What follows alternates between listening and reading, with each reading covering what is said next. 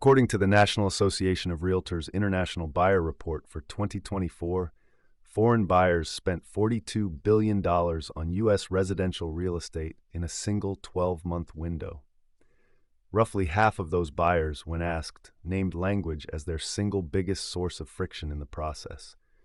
That is a multi-billion-dollar lossy gap, sitting inside what is otherwise the most digitized industry of the last decade. Real-time AI translation chatbots, voice and text, end-to-end under 600 milliseconds, are the first technology accurate enough and fast enough to actually close that gap. In this video, we break down why this works now, the four-stage architecture, the benchmark data from public sources, and the 3 cases where a human translator is still mandatory. The cross-border real estate market is one of the few sectors that grew through every macro cycle of the last decade. Knight Frank's 2024 Wealth Report estimates the global luxury residential transaction value at roughly $3.6 trillion, and notes that the cross-border share is rising every year as ultra-high net worth buyers diversify across jurisdictions for tax, lifestyle, and legacy reasons. GYIQI's 2024 buyer reports document the same trend, specifically out of Asia-Pacific into North America, Europe, and Australia. 2 things changed in the past 24 months that flipped the math on serving these buyers. First, OpenAI's Whisper made high-accuracy speech-to-text essentially free on a per-call basis. Second, GPT-4o and translation-specific systems like DeepL hit accuracy benchmarks above 95% on domain-specific text, including real estate terminology. The combination, accurate speech in, accurate translation out, all in under 1 second of total round-trip latency, did not exist in 2022. It exists today. The agency that still asks a foreign buyer to wait until tomorrow for a translator is leaving the deal on the table. Let's define the term cleanly. A real-time AI translation real estate bot is software that does 4 things, with no human in the loop, in the buyer's native language. 1. It listens or reads the buyer's incoming message, voice call, voice note, WhatsApp text, web chat, in whatever language the buyer used. 2. It answers in the buyer's language within 1 second, while simultaneously logging the conversation in the agent's working language so the agent can review at any time. 3. It handles the operational layer, booking property tours across time zones, sending follow-ups, capturing qualifying data, all multilingual, all auditable. And 4. When the conversation moves toward a contract or a closing, it routes to a human translator or licensed agent at a clear escalation point, with the full conversation history attached. The key phrase is, no human in the loop for the first 1,000 messages, full human escalation for the last 5. This is not a customer service chatbot pretending to be bilingual. This is a properly architected bilingual sales surface that knows when to step aside. Under the hood, the architecture has 4 stages, and they run as a single pipeline. Stage 1, speech to text. When the buyer speaks into a phone call, a WhatsApp voice note, or a web widget microphone, the audio gets streamed into OpenAI Whisper or an equivalent like DeepGram Nova. Latency, typically under 200 milliseconds. Output, a plain text transcript in the source language. Stage 2, comprehension and response generation. The transcript goes into a large language model, GPT-4o or Anthropic Claude, preloaded with the brokerage's system prompt. That system prompt is the most important file in the project. It defines the brokerage's qualifying questions, the inventory the buyer is allowed to be shown, the disclosure language, the tone of voice in each target language, and the escalation rules. The model generates a response in the source language in under 800 milliseconds. Stage 3, bidirectional translation. If the buyer typed Mandarin and the agent works in English, the system uses either DeepL or a specialized translation prompt to render the buyer's message in English for the agent's CRM and the agent's eventual reply in Mandarin for the buyer. DeepL's published benchmarks on real estate domain text show greater than 95% semantic accuracy in 2024. Stage 4, speech synthesis for voice channels. The response gets sent to a text-to-speech engine, 11 Labs or OpenAI's TTS, that produces native-sounding speech in the buyer's language with the correct accent and prosody. Added up, end-to-end, from the buyer finishing their sentence to the AI starting its spoken response in their language, under 600 milliseconds in production deployments. That is faster than the average human pause between sentences. The buyer almost never notices the architecture. They notice that, for the first time, the agency answered in their language at 3 in the morning. Now, the 5 specific points where a monolingual real estate desk loses to a bilingual AI-augmented one, ranked by dollar impact. Point 1. First response time on a foreign language inquiry. The monolingual desk waits hours, sometimes days, for a translator to be available. The AI-augmented desk responds in under 1 minute in the buyer's language. NAR's 2024 lead response data and GUI-IQI's Asia-Pacific buyer data both show that the first agency to respond captures over 70% of the closed business. Speed is the headline. Point 2. After-hours coverage of overseas time zones. The single biggest pattern in cross-border real estate is that the foreign buyer is awake when the local market is asleep. A monolingual desk covers 0% of overnight foreign language inquiries. The AI desk covers 100%. Every shift you don't staff is a deal you don't see. Point 3. Conversion rate on cross-border qualified leads. Industry data from 2023 and 2024, aggregated across brokerages that adopted AI translation, shows cross-border conversion lifting from around 9% to around 31%, roughly a 3.4 times improvement, driven almost entirely by faster response and consistent qualifying. Point 4. Translation cost per inquiry. Hiring a freelance human translator for every WhatsApp message costs around $18 per turn at industry rates documented by CSA Research. Running the same exchange through GPT-4o plus DeepL costs roughly 4 cents. The cost ratio is 450 to 1 in the AI's favor. Point 5. Cultural script consistency. Different markets have different etiquette around timing, formality, and price negotiation. A human translator improvises. A well-prompted AI follows the brokerage's documented protocol every time in every language.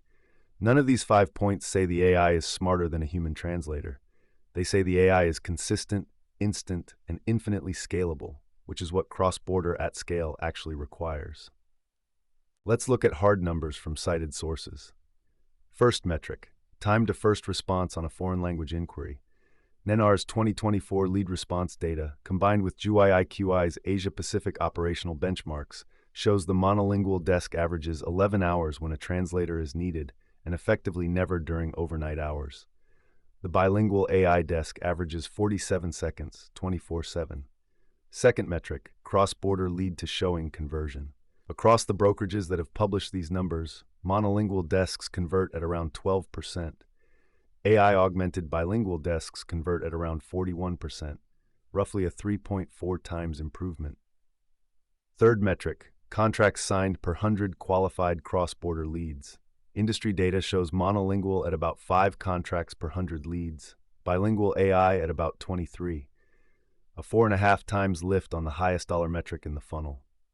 Fourth metric, translation accuracy on real estate domain text. DeepL's published 2024 benchmarks score above 95% semantic accuracy on technical property descriptions, contract clauses, and amenity lists. GPT-4o lands in the same range. For comparison, generic machine translation from 2021, Google Translate of that era, scored in the high 70s on the same texts. The accuracy curve is the unlock.